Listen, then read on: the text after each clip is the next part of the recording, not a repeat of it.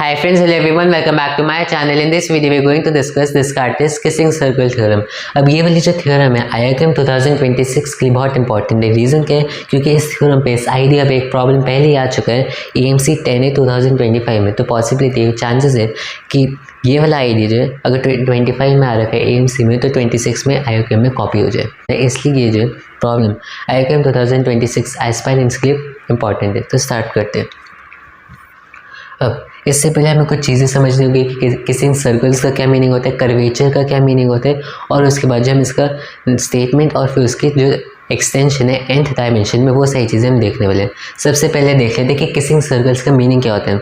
Normal meaning यही होगा कि अगर कोई से भी दो सर्कल से एक पॉइंट पे एक दूसरे को टैंजेंट है, अगर कोई से भी दो सर्कल्स इंटरनली या एक्सटर्नली एक दूसरे को टैंजेंट है, तो मैं कह सकता हूँ इनफॉर्मली कि ये जो है किसिंग सर्कल्स है. ठीक है. अब ये तो मैंने आपको नॉर्मल डेफिनेशन बता दी है कि कोई से भी दो सर्कल्स अगर इंटरनली या फिर एक्सटर्नली टैंजेंट हो गए, म्यूचुअली टैंजेंट हो गए, तो मेरे पास किसिंग सर्कल्स हो गए. लेकिन हम डिस्कार्टेस सर्कल थ्योरम में इनके एक इंपॉर्टेंट कन्फिग्रेशन यूज़ करेंगे. वो क्या है कि चार सर्कल्स एक दूसरे को म्यूचुअली इंटरनली या फिर एक्सटर्नली टैंजेंट हो गए. तो इस टाइप की कन्फिग्रेशन की बात करेंगे हम डिस्कार्टेस सर्कल थ्योरम में. और ये जो कन्फिग्रेशन है वो इस टाइप की भी हो सकती है. रीज़न क्या है? यहाँ पर चार सर्कल से इंटरनल या फिर एक्सटर्नल टैंजेंट, यहाँ पर तीन सर्कल्स है और एक लाइन है. अब यहाँ पर टेक्निकली चार सर्कल्स ही है. रीज़न क्या है? क्योंकि मैं लाइन को कह सकती हूँ कि लाइन जो एक सर्कल है विथ रेडियस इन्फिनिटी. अब एक लाइन को अगर मैं कह सकती हूँ वो सर्कल है विथ रेडियस इन्फिनिटी, तो फिर मैं इस कन्फिग्रेशन पे जहाँ पर एक लाइन और तीन सर्कल से डिस्कार्टेस सर्कल थ्योरम अप्लाई कर सकते हो. तो इन दो टाइप्स की कन्फिग्रेशन का हम डिस्कस करेंगे डिस्कार्टेस सर्कल थ्योरम में. ये मीनिंग था किसिंग सर्कल्स का कि चार सर्कल्स म्यूचुअली इंटरनली या फिर एक्सटर्नली एक दूसरे को टैंजेंट होगी, वो हो गए किसिंग सर्कल्स. नेक्स्ट कॉन्सेप्ट पे हम नेक्स्ट टॉपिक आ जाते हैं कि कर्वेचर का क्या मीनिंग है. कर्वेचर का वैसे जो मीनिंग होता है वो हमारा वेक्टर कैलकुलस से आते हैं कि कोई सा भी फंक्शन है, पैरामीट्रिक फंक्शन है, कोई सा भी फंक्शन है, उसका मेरे पास कर्वेचर आ जाएगा dt डिवाइड बाई ds इसका मॉड. ये होता है वेक्टर कैलकुलस में किसी भी फंक्शन के लिए हम कर्वेचर किस तरह से डिफाइन करते हैं. लेकिन अब इस थ्योरम में स्पेसिफिकली हम कर्वेचर डिफाइन करेंगे सर्कल का. तो अगर मेरे पास कोई सा भी रेडियस r का सर्कल है तो उसका जो मेरे पास कर्वेचर है इसे हम कापा से डिनोट करेंगे. This is equal to 1 by radius of r. मतलब कि जो सर्कल है उसकी रेडियस का अगर मैं रेसिप्रोकल कर दूँ तो मेरे पास कर्वेचर आ जाएगा उस सर्कल का. ठीक है. तो मुझे पता चल गया मैं कर्वेचर कैसे फाइंड आउट कर सकता हूँ. लेकिन अब इसके जो साइन चेंज होते रहेगी, मतलब कि मैं k की जगह कापा की जगह प्लस माइनस r लिख सकते हो. ये प्लस होगा या फिर माइनस होगा, कैसे डिफाइन करेगा. अब ये जो प्लस है या फिर माइनस है, ये इसके ओरिजिनल अब ये जो प्लस है या फिर माइनस है उसके ओरिजिनल कर्वेचर में नहीं है. मतलब कि जो मेरे पास सर्कल है r रेडियस का, उसका कर्वेचर 1 बाय r ही होगा. लेकिन जो कर्वेचर हम थ्योरम में पुट करेंगे उसमें प्लस या माइनस आएगा. प्लस माइनस किस टाइप से आएगा वो देख लेते हैं. The curvature of c is defined to be plus minus 1 by r where the sign of k is chosen depending on whether or not c is internally या फिर externally tangent. मतलब कि अगर मेरे पास जो सर्कल है, मान लो मेरे पास कोई r रेडियस का सर्कल है और सारे सर्कल्स उसे इंटरनली टैंजेंट कर रहे हैं, तो फिर उसके जो मेरे पास कर्वेचर होगा वो माइनस होगा. और अगर मेरे पास जो सारे सर्कल्स है उसे एक्सटर्नली टैंजेंट कर रहे हैं तो उसके मेरे पास कर्वेचर प्लस आ जाएगा. अब इसका एग्जांपल अभी हम लेंगे भी, जो मैंने आपको AMC 10 प्रॉब्लम बताई थी उसको अभी हम एग्जाम्पल के तौर पर लेंगे. इसमें कन्फ्यूज़ होने की ज़रूरत नहीं है. कॉन्सेप्ट क्या है कि कर्वेचर 1 बाई रेडियस होगा, प्लस माइनस हम लगाएंगे ये सोच के कि वो इंटरनली टैंजेंट है, बाकी सारे सर्कल्स या फिर एक्सटर्नली टैंजेंट है. ठीक है. आगे चलते हैं. नेक्स्ट आ जाते हैं कि डिस्कार्टेस सर्कल थ्योरम की डेफिनेशन क्या है. डेफिनेशन ये है कि अगर मेरे पास कोई से भी चार सर्कल्स है जो कि एक दूसरे को इंटरनली या फिर एक्सटर्नली म्यूचुअली टैंजेंट है, तो फिर मैं क्या कर सकता हूँ. तो फिर डिस्कार्टेस सर्कल थ्योरम कहते हैं कि अज्यूम करते हैं उन चार सर्कल्स के जो कर्वेचर है वो ABCA दिए, तो फिर वो इस चीज़ को सेटिस्फाई करेगी कि A का कर्वेचर, B का कर्वेचर, C का कर्वेचर और D का कर्वेचर, सारे सर्कल्स के कर्वेचर का अगर मैं सम कर देता हूँ वो बराबर होगा, इसका ट्वाइस बराबर होगा A plus B plus C इसके होल स्क्वायर के. जहाँ पर ये मेरे पास सर्कल्स के कर्वेचर है, कि मेरे पास आगे statement of Descartes circle theorem.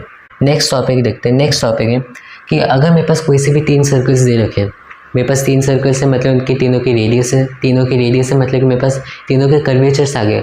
अगर मैं तीनों के कर्वेचर्स को डिस्कार्टेस सर्कल थ्योरम में पुट कर देता हूँ तो मेरे पास जो चौथा सर्कल है उसके कर्वेचर के लिए मेरे पास एक क्वाड्रेटिक आ जाएगी। क्वाड्रेटिक मतलब कि मेरे पास 2 सोल्यूशंस आ जाएंगे, 2 सोल्यूशंस आ गए तो मतलब कि ऐसे 2 सर्कल्स एग्जिस्ट करेंगे जो कि इन 3 सर्कल्स को इंटरनली या फिर एक्सटर्नली टैंजेंट होंगे, और वो मेरे पास सर्कल्स हो जाएंगे एक ये और एक ये। तो मतलब कि अगर मैं तीनों को इसमें पुट करता हूँ मेरे पास 2 रेडियसेस आएंगे। पहला रेडियस उसका जो कि इन सबको इंटरनली टैंजेंट है, दूसरा जो इन सबको एक्सटर्नली टैंजेंट है। तो इस तरह से हमने ये देख लिया statement of Descartes circle theorem. अब इस थ्योरम का एक nth डायमेंशन में एक्सटेंशन भी होता है। वो क्या कहते हैं कि सबसे पहले तो एक चीज़ समझो, 2 डायमेंशन में हमने 4 सर्कल्स की बात की, 3 डायमेंशन में हम 5 स्फीयर्स की बात करेंगे। इस तरह से nth डायमेंशन में हम n+2 जो भी उस डायमेंशन के हिसाब से स्फीयर होता है उनकी बात करेंगे, ठीक है। तो अब मैंने 2 डायमेंशन के लिए थ्योरम किस टाइप से लिखी थी कि a² + b² + c² + d² इसका ट्वाइस बराबर हो जाएगा a + b + c + d इसका होल स्क्वायर।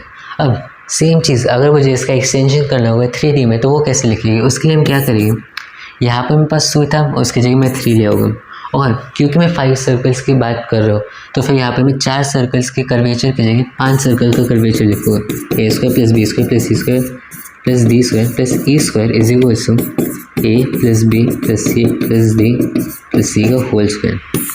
ये मेरे पास आ गई extension of Descartes circle theorem to 3rd dimension 3D। इस तरह से मैं nth डायमेंशन के लिए लिख सकता हूँ, यहाँ पे मेरे पास n आ जाएगा और यहाँ पे मेरे पास n+2 सर्कल्स के कर्वेचर का होल स्क्वायर होगा। तो ये हमने डिस्कस किया है डिस्कार्टेस सर्कल थ्योरम का nth डायमेंशन में एक्सटेंशन। अब डिस्कार्टेस सर्कल थ्योरम का एप्लीकेशन करते हैं एक प्रॉब्लम में।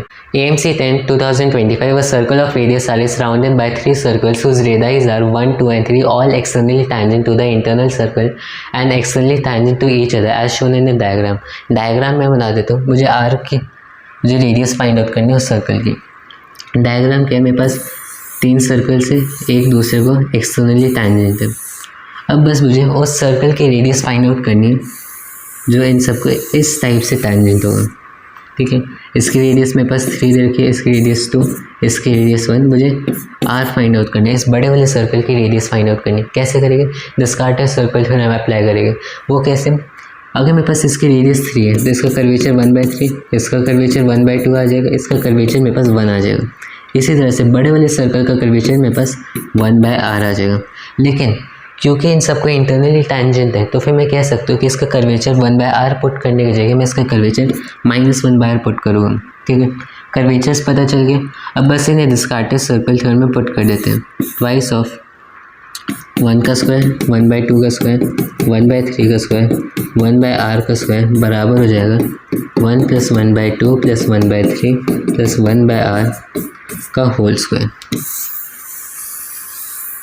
तो इस इक्वेशन को मुझे सॉल्व करने में बस r की 2 वैल्यूज़ आएगी, एक उस सर्कल की जो कि इन सबको इंटरनली टैंजेंट होगा, एक उस सर्कल की जो इन सबको एक्सटर्नली टैंजेंट होगा। मुझे बड़े वाली रेडियस लेनी है और मेरे पास वो इसकी वैल्यू आ जाएगी। तो इस तरह से हम डिस्कार्टेस सर्कल थ्योरम को अप्लाई कर सकते हैं अपने IIM AMC इस टाइप की प्रॉब्लम्स में।